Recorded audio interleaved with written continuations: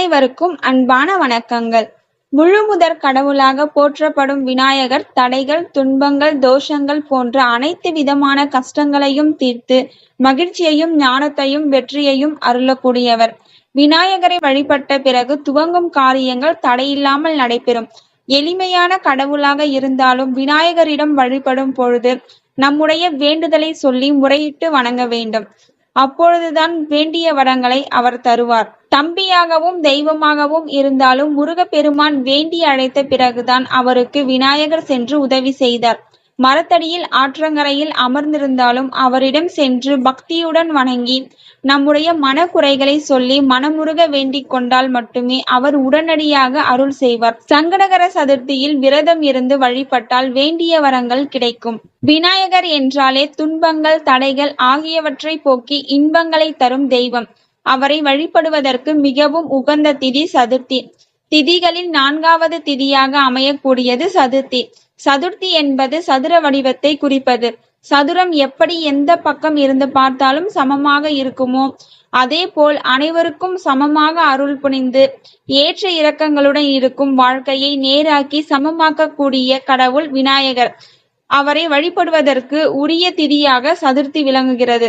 விநாயகரை எப்படி வழிபட்டாலும் அவர் அருள் செய்வார். இருந்தாலும் ஒரு குறிப்பிட்ட முறையில் வழிபட்டால் நம்முடைய வேண்டுதல் எதுவாக இருந்தாலும் அது நிச்சயம் நிறைவேறும். ஆனி மாத சங்கடகர சதுர்த்தி இந்த ஆண்டு ஜூன் 25ஆம் தேதி செவ்வாய்க்கிழமை வருகிறது. அன்று காலை 3:26 மணி முதல் துவங்கி ஜூன் 26ஆம் தேதி அதிகாலை 1:25 வரை சதுர்த்தி திதி உள்ளது.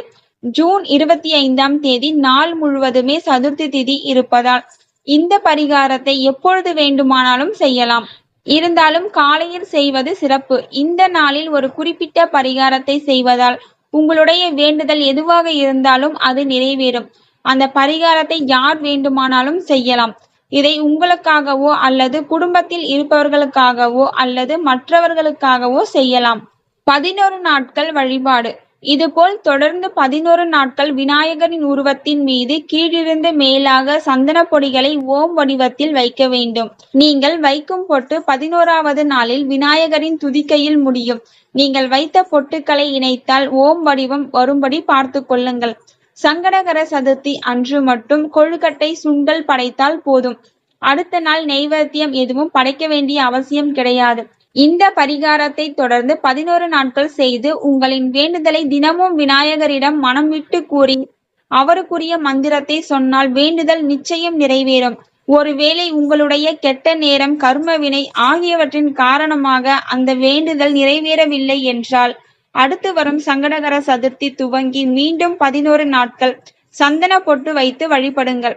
உங்களின் வேண்டுதலை விநாயகர் நிச்சயம் நிறைவேற்றி வைப்பார். வேண்டுதல் நிறைவேற பரிகாரம் செய்யும் முறை. சங்கடகர சதுர்த்தி அன்று காலையில் எழுந்து குளித்துவிட்டு பூஜை அறையில் இருக்கும் விநாயகர் படத்தை எடுத்து சுத்தம் செய்து எடுத்துக்கொள்ளுங்கள். விநாயகரை மனதார வழிபட்டு விட்டு உங்களுடைய வேண்டுதல் எதுவோ அதை விநாயகரிடம் மனம் விட்டு சொல்லுங்கள். பிறகு சிறிது சந்தனத்தை எடுத்து தண்ணீர் அல்லது பன்னீரில் கலந்து விநாயகரின் படத்தில் ஒரு பொட்டு வையுங்கள்.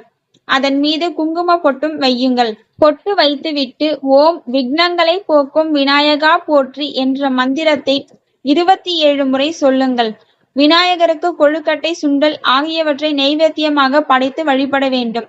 சங்கடகர சதுர்த்திக்கு மறுநாள் அதே போல் காலையில் எழுந்து குளித்துவிட்டு விநாயகரின் பாதத்திற்கு மேல் ஏற்கனவே முந்தைய நாள் வைத்த சந்தன பொட்டிற்கு கொஞ்சம் மேலாக மற்றொரு சந்தன பொட்டு வைத்து அதே போல் மந்திரத்தை சொல்லி வழிபடுங்கள். சங்கடகர சதுர்த்தி அன்னைக்கு இந்த வேண்டுதலை நம்ம ஸ்டார்ட் பண்ணி 11 நாள் செஞ்சு முடிச்சோம் அப்படின்னா நம்ம வச்சிருக்க வேண்டுதல் கண்டிப்பா நிறைவேறும். கண்டிப்பா ட்ரை பண்ணி பாருங்க. தேங்க்யூ ஃபார் வாட்சிங்.